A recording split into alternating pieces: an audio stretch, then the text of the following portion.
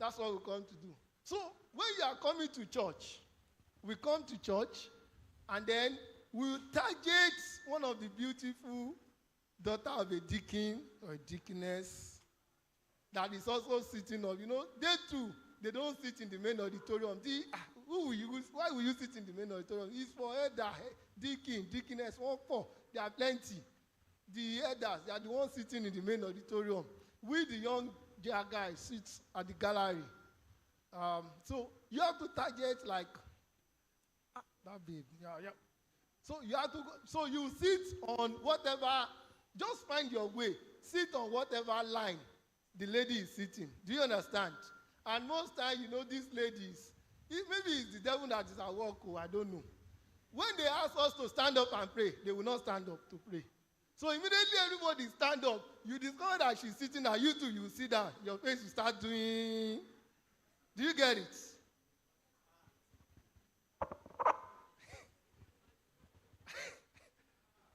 Oh, somebody say, Maybe it's the devil. I don't know. I'm just telling you. I don't know how it happens like that. So when they say stand up, they will not stand up. So immediately, everybody in your midst, you just stand up like this. You remain, you are the one she's sitting. You are sitting, so you people started communicating. You know why I'm telling you this story? I'm telling you because I have been there and I've done that. So being a pastor today, I didn't just grow up and somebody say, no, you have to pray 10 times. And I'm praying 10 times. And I grow up and I grow up and I become a pastor. No, I have done. There was a time we were being chased to come to church. Do you know what we do on Sunday morning? We go to play football on Sunday morning. So there's nothing that you think you are doing that probably I haven't done. Do you understand? But the grace of mercy is few and abounds and is ready to find you wherever you are. And I will tell you, how did I develop? Today I told you we are not preaching, right? We just want to talk. So that when you come to church next week, you will know the reason why you are coming to church. So there was a time, like I told you, all of us, we were many. How many of us are here? We're maybe, let's say 10, maybe 40, right? I'm coming there. We were many. When I say many, we were like 100. We were like 100. That we used to feel, it's young, we the young people, teenagers. I'm not talking about you two, we were teenagers. We were in our SS2, SS3 guys. Then we were looking to do a heck. Fill those auditorium gallery. And there's this reverend of ours. Many people will not know him, but few can remember his name. Reverend Tony Wama. How many of us know Reverend Tony Wama? Maybe you've heard the name. Okay, okay. Reverend Tony Wama just looked up one day, one of the Sundays, and looked up and said, all the young people upstairs should stand up. And we stood up. He was standing there.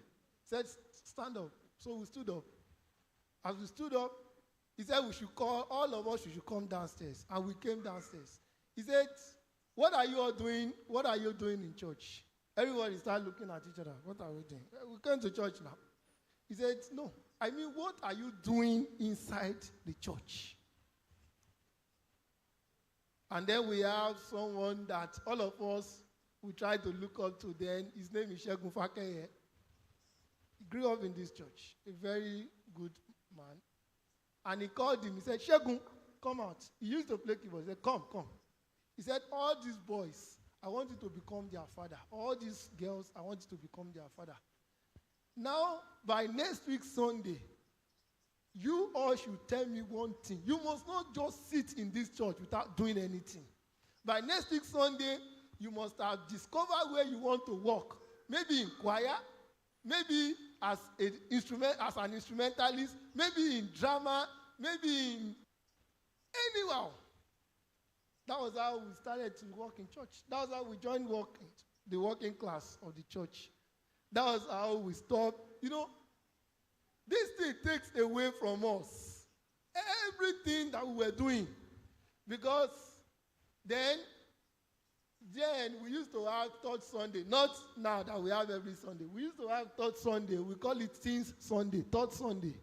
Teen Sunday is our third Sunday. So he gave us third Sunday for Teens Week. Teen Sunday, teens. It's not youth, teens. Like I told you we were a teenager. He said, third Sunday, I declare it as Teen Sunday for us. He said, come and do whatever you think you can do in church. He said, well, come and do whatever you think we can do.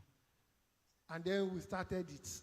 Third Sunday, we have praise steppers, we have the choreographer team, we have the singers, so every Sunday, we'll come with a lot of packages, different packages. This song, I just want to praise him, Kirk Franklin. They will come step, do breaking dance and all of that. Then the choreographer will come with their own. Then the drama comes. Then we have a drama led by Shegun Brown, if you remember Shegun Brown. And all of this. And those things helped us to develop to whoever we are today. That single act. If not, maybe I wouldn't even be in church. Maybe many of us might not even be in church. We will have just been somewhere doing whatever we are. But that singular act that he looked up, he saw so many young people doing nothing. And he called all of us. He didn't say, are we born again? That's not the question. He didn't ask us if we were born again. In the course of serving God, we get to know God. Do you understand? See, young people, I came to just talk to you like my friends this morning.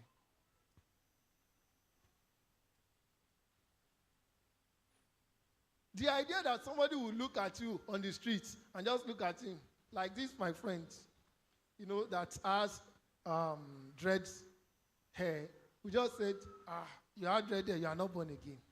That idea actually stinks to our hair. I like to use chain. I like to use my chain, gold chain. I like to use my this thing. All those things sticks to our hair. Like we just do not say, because I'm carrying a dread, I am not born. No. Because I am doing this. No. We just want people to interact. See, there's something we call responsibility. When things are committed into your hands, okay, you tend to want to be responsible for that thing. And in the course of being responsible to that thing, you discover some things that you never know about yourself. Do you get? So, I come to you today to speak to you as young persons, and I come to you to tell you that when we come into the presence of God, let's find a purpose. And my message today to you is that if you are not doing anything, in fact, we will reshuffle this thing, that there's nobody that will just be sitting down as a member. We will reshuffle this church, this young church, that nobody will be sitting down as what?